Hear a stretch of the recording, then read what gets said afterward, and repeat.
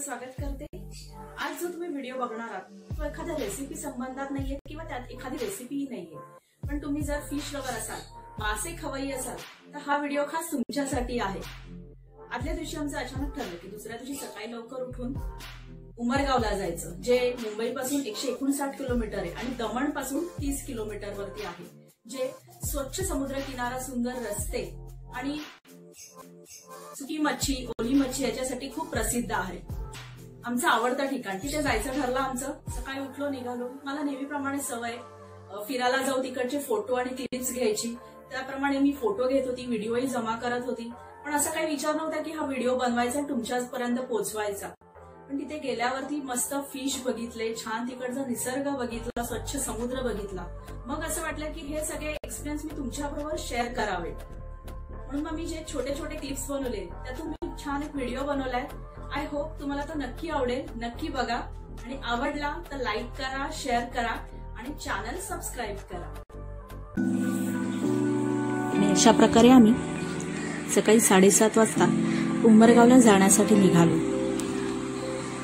By road 4.5 तास लागतात। रस्ता अगदी छान आणि स्वच्छ आहे, दोन्ही बाजूला मस्त झाडं लावली आहेत, त्यामुळे प्रवास अगदी मजेत होतो। आम्हाला उमरगाव पासून आतमध्ये 7.5 किलोमीटर नारगोल येथे जायचे होते।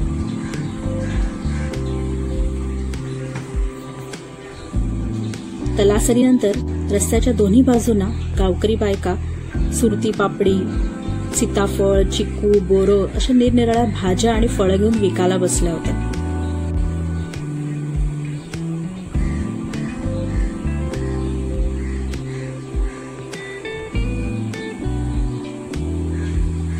प्रवास म्हटला की एक छोटीशी झोप तर हवीच। पूर्ण रस्ता छान होता, फक्त महाराष्ट्र बॉर्डर आणि गुजरात बॉर्डरच्या मधोमध छोटासा पॅच हा खराब होता। ही जी तुम्हाला नारळाच्या झाडांसारखी झाडे दिसत आहेत ती खजुराची झाडं आहेत। किती छान आणि मस्त हिरवळ आहे ना। आणि अशा प्रकारे आम्ही महाराष्ट्र बॉर्डर क्रॉस करून गुजरातमध्ये प्रवेश घेतला होता।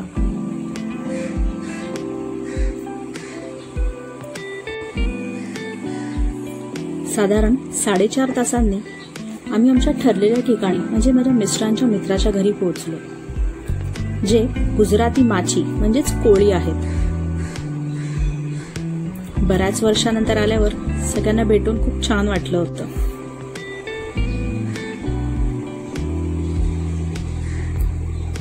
त्यांच्या घरापासून नारगोल बंदर हे चालत दुसऱ्या मिनिटाला किंवा त्याही पेक्षा कमी अंतरावर आहे।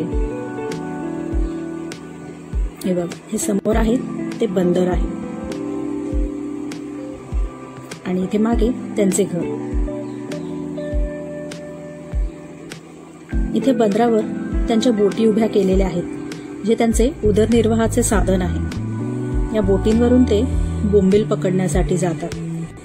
उमरगाव हे ओले बोंबील व सुके बोंबलांसाठी प्रसिद्ध आहे। आदल्या दिवशी रात्री निघून दुसऱ्या दिवशी दुपारपर्यंत ते बोंबील पकडून येतात। त्यानुसार सर्व सुखसोयी त्यांच्या बोटीवर केलेल्या आहेत। GPS ट्रॅकर देखील लावलेले आहेत।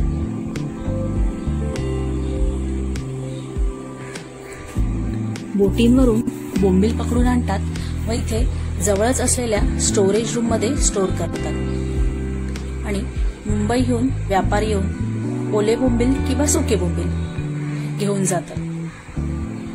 ओले बोंबील ते इथे मिळतात, पण सुके बोंबील कसे होतात हे मी तुम्हाला दाखवेन। इथे तुमच्या लक्षात आलं का काय आहे? इथे चिखलामध्ये क्रॅब्स, खेकडे किंवा चिंबोऱ्या ज्याला आपण म्हणतो, हजारोच्या संख्येने पसरले होते। आपले नांगे वर काढून बसले होते चिखलामध्ये। कोणी येण्याची चाहूल लागताच पटकन आतमध्ये निघून जायचे। खूप गंमत वाटली त्यांना बघून। नंतर आम्ही निघालो ते किनारी, जिथे सुके बोंबील, ओले बोंबलाची, सुके बोंबलाची अशी प्रक्रिया होते। या बांबू आणि रस्त्यांवर बोंबील वाळण्यासाठी घातले जातात। नुकताच माल आला असल्यामुळे सर्व आपल्या कामामध्ये बिझी होते। मध्यम, जाड आणि अगदी बारीक असे 3 भाग केले जातात बोंबलाचे आणि या रस्त्यांवर अडकवले जातात।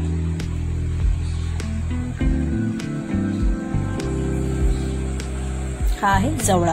जवळा देखील लांब लांब पट्ट्या घातल्या होत्या खालती आणि त्याच्यावर जवळा वाळत घातला होता. बांबू देखील बघता तुम्ही केवढे बांबू आहेत. आम्ही एक फेरफटका मारला किनाऱ्यावर. नुकताच बोटी आल्या असल्यामुळे सर्व बायका मच्छीचे वेगवेगळे भाग करण्यामध्ये बिझी होत्या. बोंबील, करंदी, पापलेट, वाकटी अशा वेगवेगळ्या टोपल्यांमध्ये वाटे काढत होते. काही बोंबील आणि जवळा हा सुकण्यासाठी जाणार होता तर काही हा पिकण्यासाठी जाणार होता. छान अगदी मस्त मजेत गप्पा मारत हसत त्या आपल्या काम करत होत्या.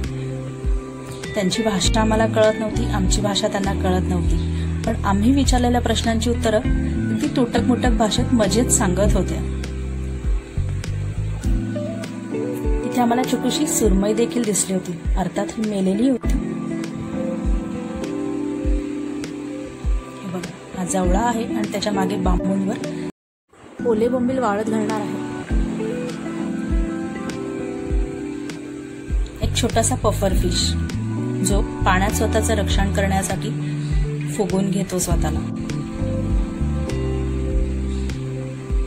आता मी तुम्हाला दाखवते बोंबील कसे सुकवतात. हे बघा, असं तोंडात तोंड अडकून ते रस्सीवर लटकवले जातात आणि मग ते सुकून मुंबईला विकले जातात. इथून आम्ही निघालो ते सुरूच्या वनात, म्हणजेच त्यांच्या भाषेत सरूच्या वनात. ही झाडे गावकऱ्यांनीच फार पूर्वी समुद्राची धूप कमी होण्यासाठी लावली होती आणि इथेच रामायण व महाभारताचे शूटिंग देखील झालेले आहे. स्वच्छ व सुंदर समुद्र किनारा आहे.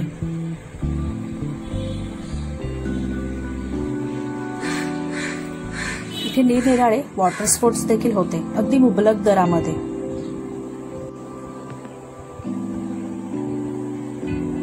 झाडं देखील बघत आहात, एका रांगेत सगळी लावलेली आहेत.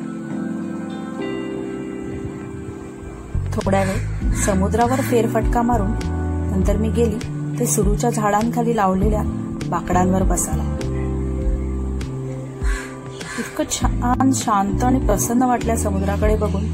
आपल्या रोजच्या धावपळीच्या आयुष्यानंतर जेव्हा आजचं दृश्य मिळतं तेव्हा किती छान वाटतं ना. मी इथे बराच वेळ बसून राहिली होती. हे सौंदर्य डोळ्यात भरून घेत होती. इथून हलूच नाही असं वाटत होतं. इथेच आमचे वनभोजन देखील झाले. त्याचे माझ्याकडे फोटो आहेत, ते मी नक्की दाखवेल तुम्हाला. बघा, मी पुन्हा त्यांच्या घरी जाण्यासाठी निघालो. मी आणि माझे मिस्टर 4 व्हीलर असूनही 2 व्हीलरवर निघालो.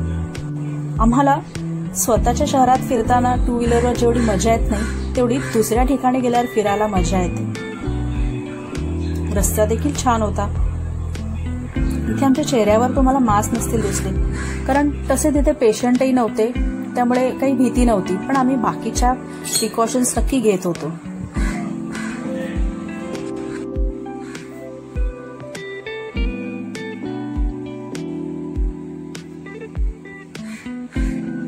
तुम्हाला आवडतं का असं स्कूटरवर किंवा बाईकवर फिरायला दुसऱ्या शहरांमध्ये जाऊन?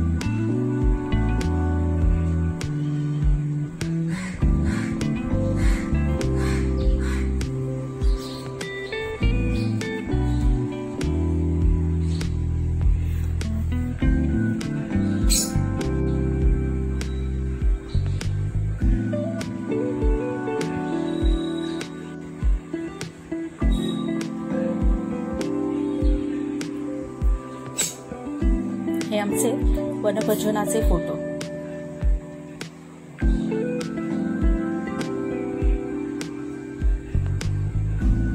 छान अनुभव मिळाला, खूप मजाही आली.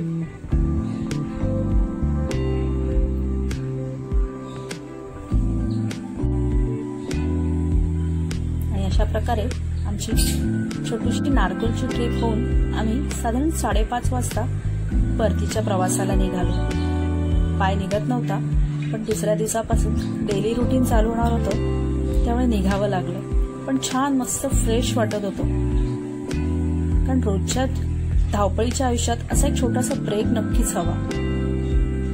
नारगोल क्रॉस केल्यावर पुढे रस्त्यावर दोन्ही बाजूला हजारोच्या संख्येने अगदी दूरवर अशी कमळं पसरलेली होती, गुलाबी, सफेद, अगदी मोहक रंगाची. काही गावकरी विकायला देखील बसले होते. किती छान संदेश देतोय हे कमळ आपल्याला. चिखलात राहूनही स्वतःचे सौंदर्य व अस्तित्व अगदी छान टिकून ठेवलेले आहे.